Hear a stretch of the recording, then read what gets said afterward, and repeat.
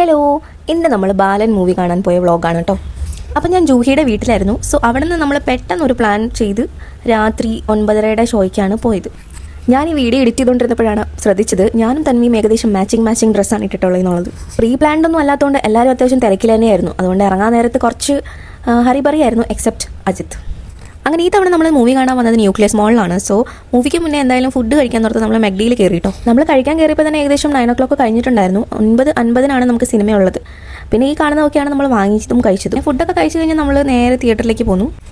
ഈ മൂവിയെ പറ്റി പറയാനാണെങ്കിൽ എനിക്ക് പ്രത്യേകിച്ച് പറയാനൊന്നുമില്ല. അത്രയും നല്ലൊരു സിനിമയാണ്. ചില സിനിമകൾ നമ്മൾ കണ്ടിറങ്ങി വന്നാലും കുറേ ദിവസത്തേക്ക് അതിൻ്റെ ഒരു അൺഎൻഡിങ് ഇമ്പാക്റ്റ് നമ്മൾ ലീവ് ചെയ്യും. ആൻഡ് എനിക്കിത് അങ്ങനത്തെ ഒരു സിനിമയായിരുന്നു. ഞാൻ ഒരുപാട് ദിവസം ഇതിനെപ്പറ്റി ആലോചിച്ചിരുന്നു കേട്ടോ. ട്വിസ്റ്റും സസ്പെൻസും മിസ്റ്ററിയും എല്ലാം ഇൻക്ലൂഡഡ് ആയിട്ടുള്ളൊരു ജോൺറ ആണെങ്കിൽ പോലും ഭയങ്കര സമാധാനമായിട്ടിരുന്നാണ് ഞാൻ സിനിമ കണ്ടത്. അങ്ങനെ പീസ്ഫുൾ ആയിട്ട് നമുക്ക് മനസ്സ് നിറഞ്ഞ് കാണാൻ പറ്റുന്നൊരു സിനിമയാണ് ഇതെന്നാണ് എനിക്ക് ഫീൽ ചെയ്തത്. ഈ ഇടയ്ക്ക് റീൽസിൽ നിന്നാണ് ഞാൻ കാസ്റ്റിംഗ് ഡയറക്ടർ എന്ന് പറഞ്ഞൊരു പോസ്റ്റ് ഉണ്ടെന്നും അതിനുവേണ്ടി ഒരു ഡയറക്ടർ ഉണ്ടെന്നും മനസ്സിലാക്കിയത്.